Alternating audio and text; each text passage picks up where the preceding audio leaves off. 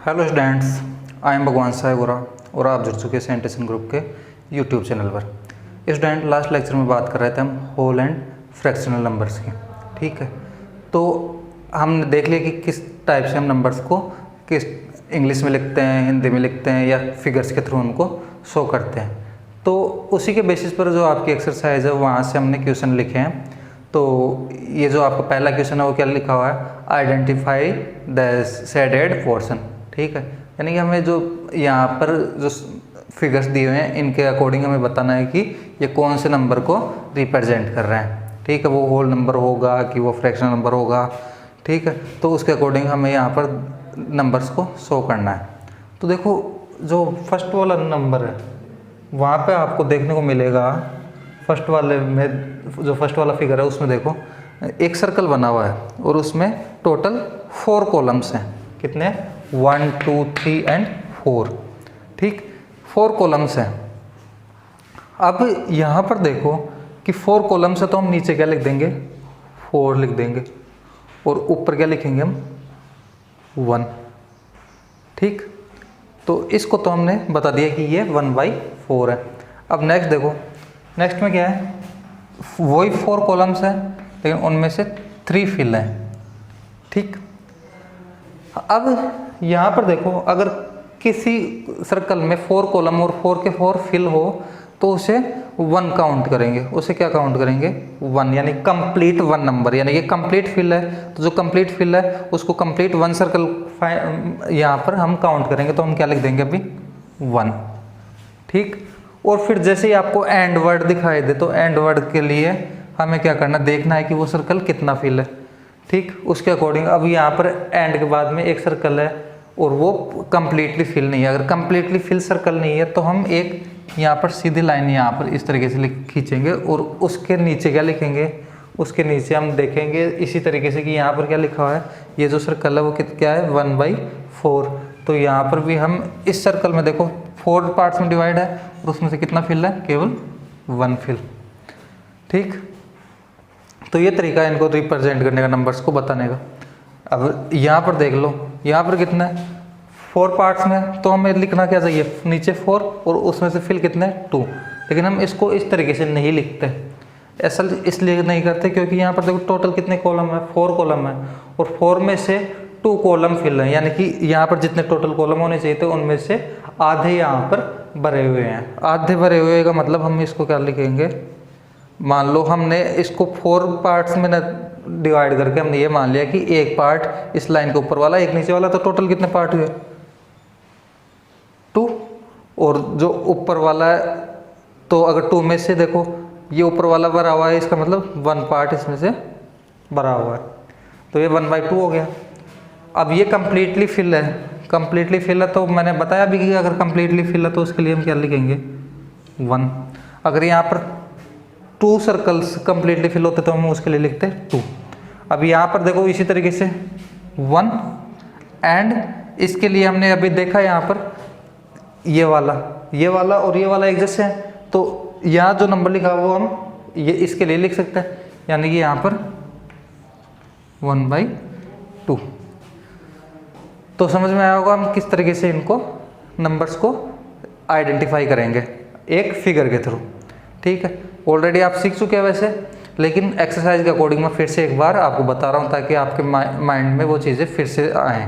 ठीक है, तो इसको आपको अपनी नोटबुक में नोट करना है, जो आपकी होमवर्क की जो कॉपी होगी आपको उसमें इसको करना है। ठीक है, तो पहले आप इसको रफ नोटबुक में नोट करोगे, उसके बाद आपको जो होमवर्क के लिए जो प्रॉपर कॉपी है आपकी उसमें आप इसको नोट करोगे और उसको फिर आप नेक्स्ट टाइम जब भी मिलोगे उस टाइम इसको चेक करवाना। ठीक है, तो अभी आप वीडियो को पॉज करके इसको नोट कर लो, फिर हम नेक्स्ट क्वेश्चन देखते हैं।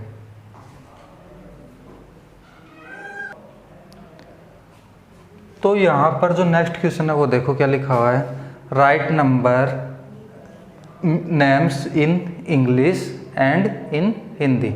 तो यहाँ पर जो नंबर्स गिवन है उनको हमें इंग्लिश और हिंदी में लिखना है। ठीक है, तो पहले हम इंग्लिश में लिखते हैं। तो इंग्लिश में लिखने के लिए आपको सबसे पहले नंबर लिखना होता है जो होल नंबर, जो इसके साथ लिखा हुआ है, यानी कि जो एक कंप्लीट नंबर लिखा हुआ है, जैसे यहाँ 1 लिखा हुआ है, यहाँ 2 लिखा हुआ है, यहाँ 4 लिखा हुआ है, यहाँ 2, यहाँ 5। तो पहले इनको लिखते हैं हम। तो 1 2 4। अब देखो इसमें कुछ भी नंबर नहीं लिखा हो, कंप्लीट नंबर कुछ भी नहीं लिखा हो, यहाँ पर केवल फ्रैक्शनल नंबर लिखा हो, तो इसको नहीं काउंट करेंगे अभी। इसके नीचे देखो क्या लिखा हुआ है, 2 5। ऐसा लिखने के बाद हमें सबके साथ एंड और लिखना होता है। क्या लिखना होता है? एंड। अगर एक्स्ट्रा कुछ लिखा हुआ तो, अगर मान लो केवल ये लिखा हुआ होता, 2 ही लिखा हुआ होता, तो इसके लिए हम 2 ही लिखते, उसके साथ एंड नहीं लगाते। लेकिन यहाँ पर हम इसके साथ में कुछ नंबर और लिखा हुआ, तो उसके लिए हम क्या लिखेंगे? एंड।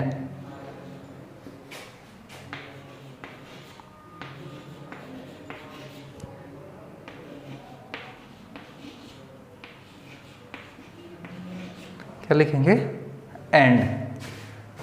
तो एंड लिखने के बाद अब देखो आगे क्या लिखें, जो फ्रैक्शनल नंबर है उसको लिखेंगे। तो यहाँ पर क्या है? 1/4। 1/4 का मतलब क्या होता है? 1/4। तो 1/4 यहाँ पर है, इसके अलावा नीचे यहाँ पर भी 1/4 है, 1/4 है, तो इनके लिए भी हम क्या लिखेंगे? 1/4।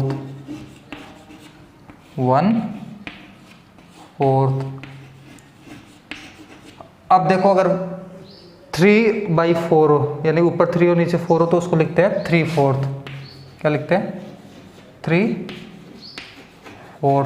तो 3/4 एक तो यहाँ पर है, उसके अलावा यहाँ पर है 3/4।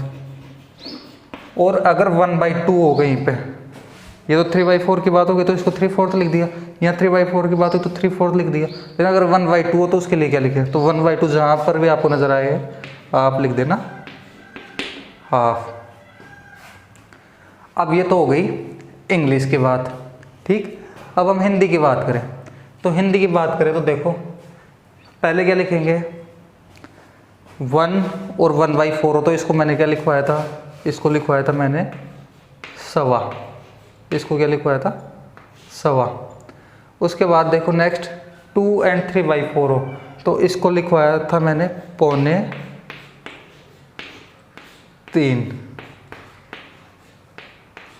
यानी 3/4 आपको कहीं पर भी नजर आए तो आपको पौने लिखना है, और पौने के बाद में जो होल नंबर उसके साथ में लिखा हुआ उससे एक जो एक्स्ट्रा वाला जो नंबर होगा उसको लिखना है।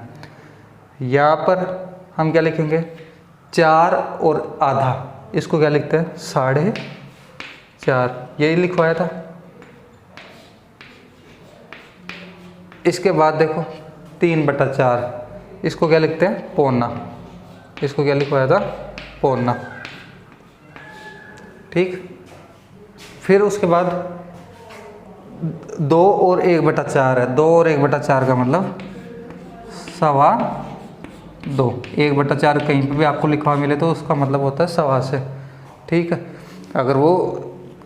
अगर इस तरीके से हो कि 2 से ऊपर वाले नंबर्स की बात हो, उस केस में अगर 1 की बात हो तो केवल वहाँ 1.25 लिख देते हैं, जैसे यहाँ पर लिखा था। अगर 1 से 1 भी नहीं लिखा हो उसके साथ में केवल 1/4 लिखा हो तो उसका मतलब होता है पाव, ठीक। अब देखो लास्ट क्या है? 5 और 1/4, तो इसका मतलब है 5.25। 5 और 1/4 का मतलब 5.25, ठीक है। तो आपको अच्छे से समझ में आएगा किस तरीके से आपको क्वेश्चंस के आंसर देने हैं, ठीक। तो आप इसको अपनी नोटबुक में नोट कर लेना, और हम मिलते हैं नेक्स्ट क्लास में।